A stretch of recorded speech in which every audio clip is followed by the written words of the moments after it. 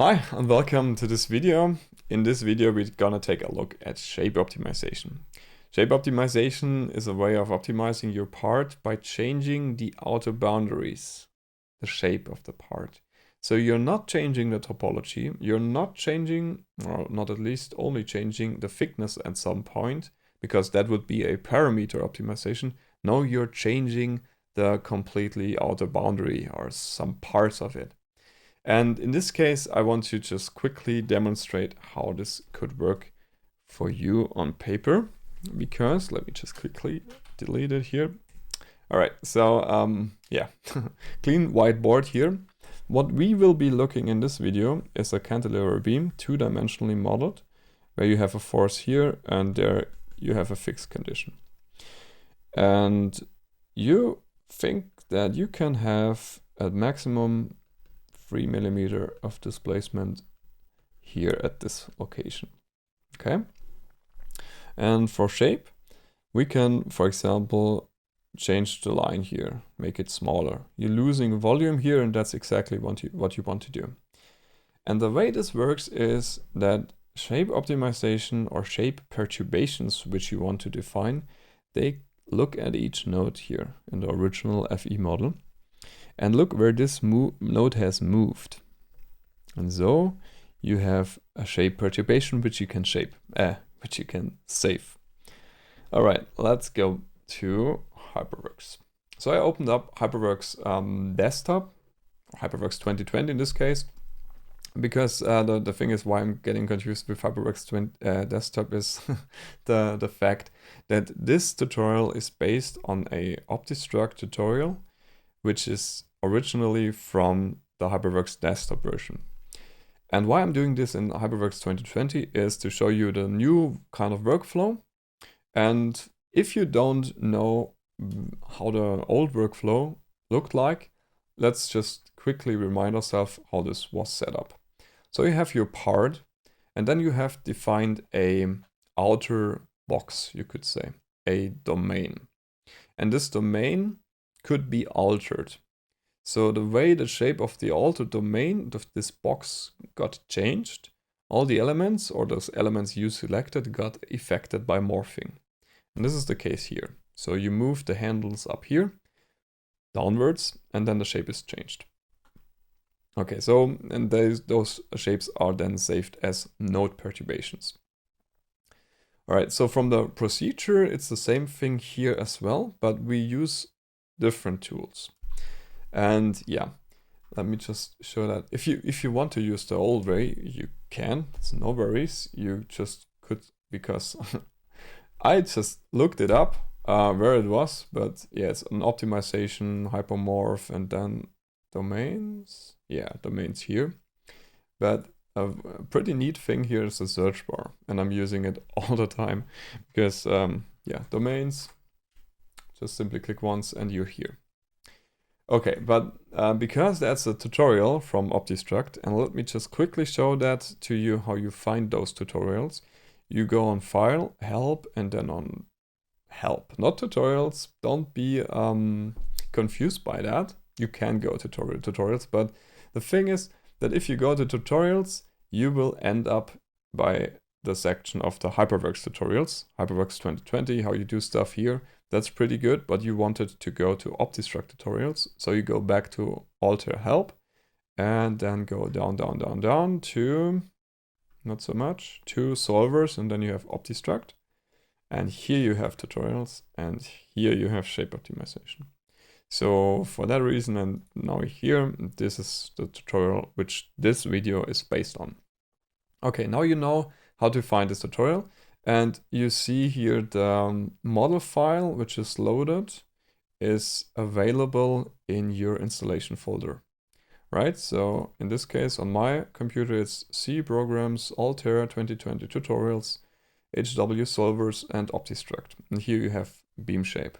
And now you can, ooh, spoiler alert. I'm sorry about that. I will cut this out if I don't forget it. And now you can just simply drag this file into here, and it will load after your confirmation that you sure want to load it, because it's a different solver interface. All right, we want to load it. And now you can explore your model, first of all.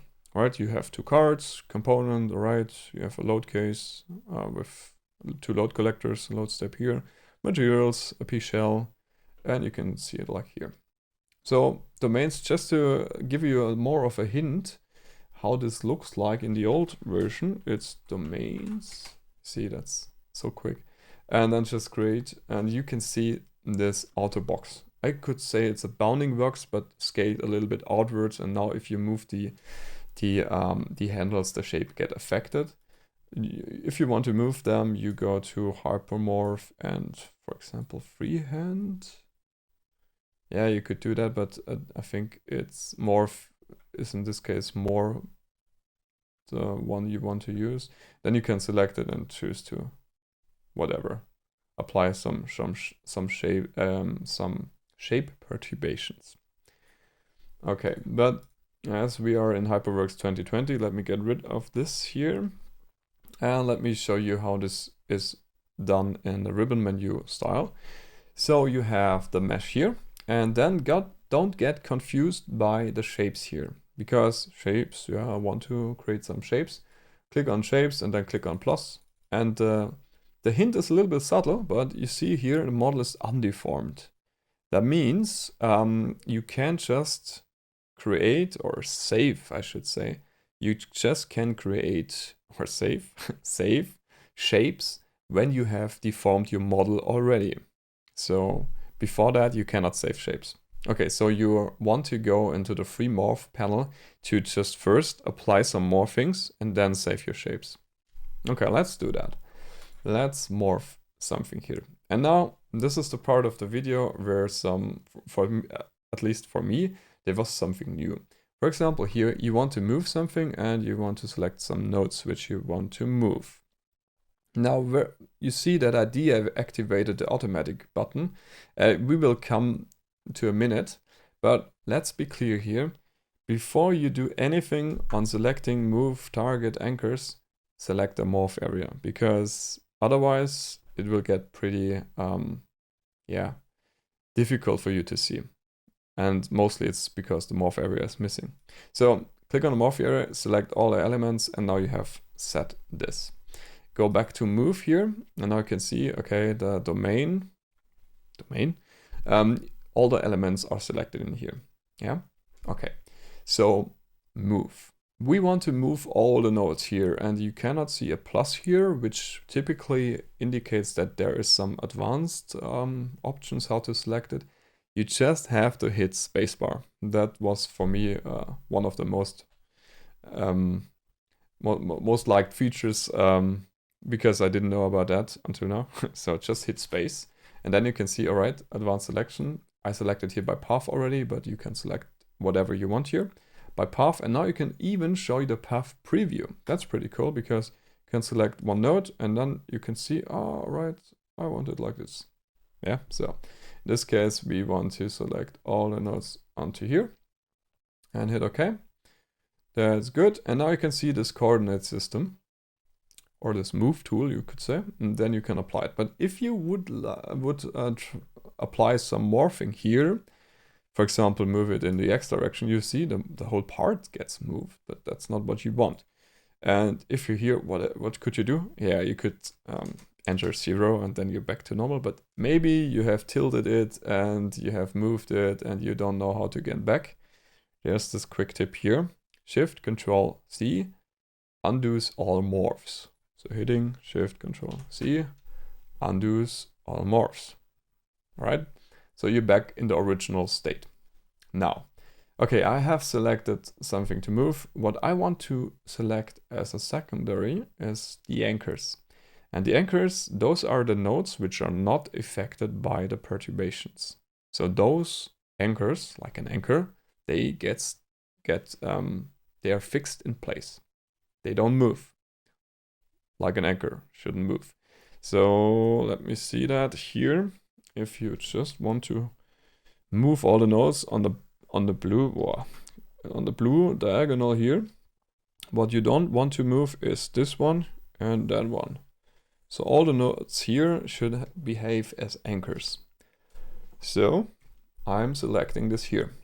And that's mainly the reason why I deactivated the automatic button, because automatic choose the anchors for yourself. And if you don't want that, you deactivate the automatic button, but you have maybe not select the morph area here, because that's also automatically chosen. But if you have, let me just quickly show that to you. If you have now morph area and you have selected your nodes and you're asking yourself, well, where's the move tool? It's not appearing. That's because the morph area is not selected. So select the morph area, then there it is. Okay.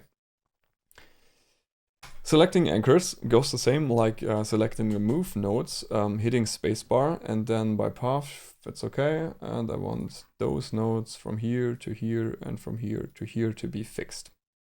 All right. Okay, so you see the orange nodes, that seems good. And now back to the move selector. Now I want to tilt.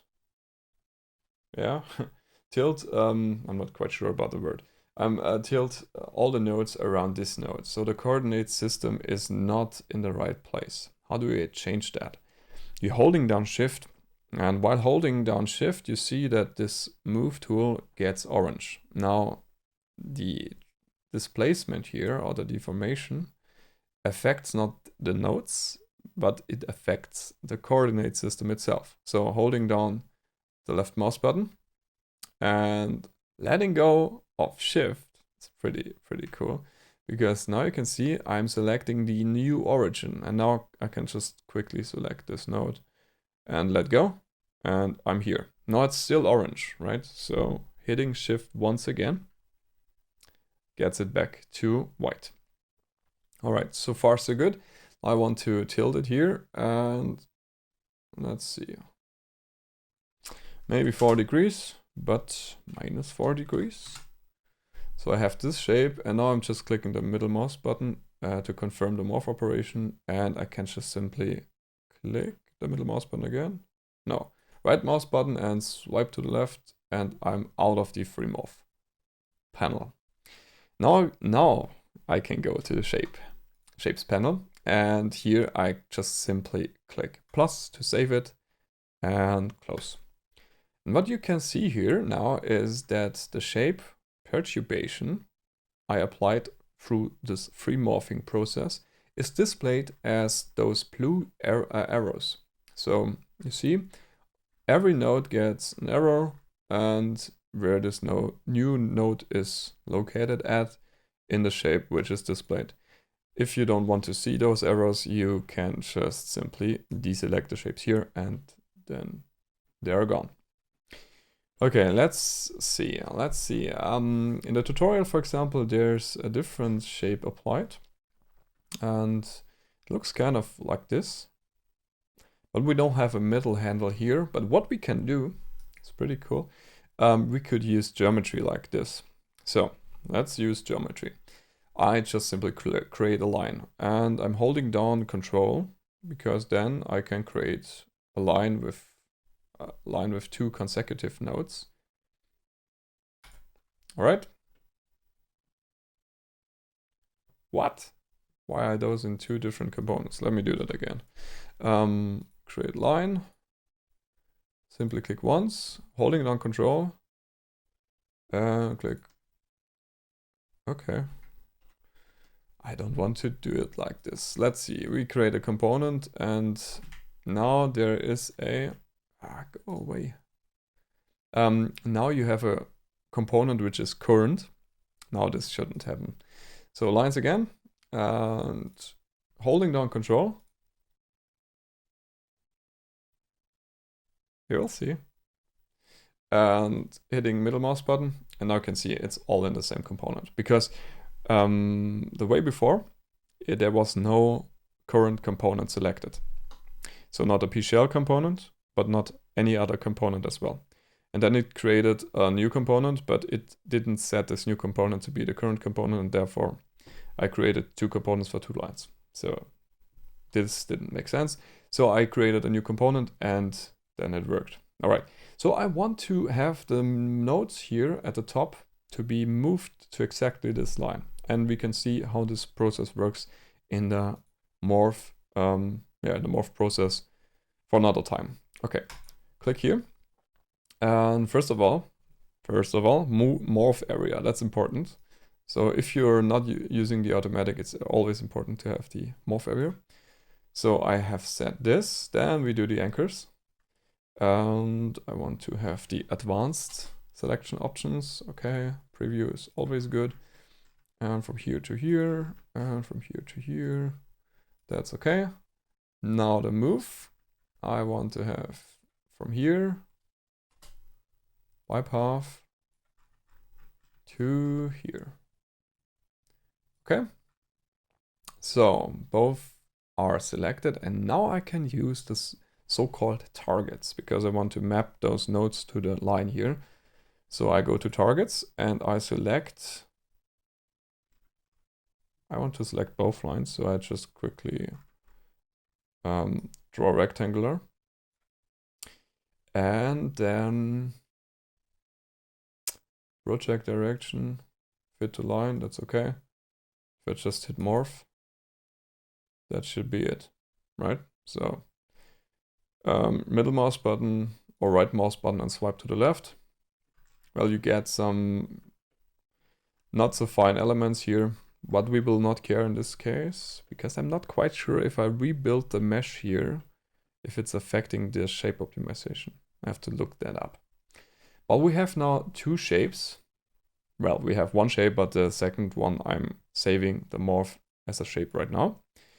And the creation of design variables is so easy here because you just simply go to design variables and click that, and now you have your design variables. That's all you need. So no more complicated different design variables, setting that up. You can use those as well, no worries, but you can use it here as well. So if you want to make discrete design variables, you still have to use the old panel, but for us quickly you choosing the shape perturbations as design variables, there's no need for that. You can just simply use it here. So what does this? Let me go just quickly back to here. You can see the green arrows here, right? And those are the arrows which the shape perturbation is applied with a factor of 1. Factor 1. Ah, that's not barely visible, right? Factor 1. Now you could think of any other, let me quickly choose another color, maybe 0.5. It's a different shape, right? So you have more or less something like this. And so if you choose to have a factor between 0, which is no shape perturbation at all, to 1, and then you have total shape perturbation, you can just choose your design in any of these areas, right? So you're defining a interval or a delta, which the optimization process can choose a perfect value for your design requirements. Okay, so in this case, we want to choose a lower bound, which is the starting point of the process of 0. The upper bound is 1, and the initial value is 0. So it's starting from the original shape and goes into the direction where we defined the shape perturbation to be in, and goes up all the way to 1. So 1 should be the shape perturbation completely applied, like here. Maybe I do for the second shape because those elements I really don't like. Maybe I set it to 0.8. Then it's not this terrible. All right, that's it. Let's just hide the shape 2 as well. Okay, now we have set this, and I quickly create an optimization process like the one in the tutorial, where you have to define 2 responses. First response is a volume response, so volume of the model, and I really should name those because we want to reuse them. So here it's volume. And a second response, which is a static displacement of a node, and the node which I'm interested in is the node right here. So the node at the lower right of the cantilever beam. Hitting OK, and that's it. Wait a second, name is displacement. Oh god. All right, displacement, close. And now we are going to go to the constraints, right? So we want to have this node, the displacement, to be at maximum 3 millimeters. So we're choosing the optimization response, which is the displacement here. And we have to choose a load step. So we are choosing load steps, here load. Okay. And we want to have an upper bound of 3 millimeters. That's okay. So 3 millimeters max. And we have an objective because we wanted to minimize the optimization response volume. So minimize volume, fixed displacement. That's okay. As we are interested in the shape of the shape optimization, you want to define a control card which exports this. So you go into analyzes control cards and next, and then you have shape here. And then you can choose a format which you like and type and options for your shape export. That's it. So we can run the optimization, and it's pretty cool because the optimization of a shape optimization in this case doesn't take too many iterations compared to a topology optimization. And I did something wrong here. Incorrect data in field 3. That sounds like a property issue.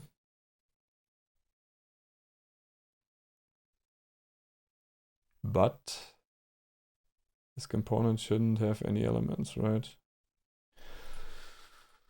Oh, okay. Now let's see. Let's see, what do we have here? The line was misinterpreted as this opt min 0. Incorrect. Well, that's not a property issue.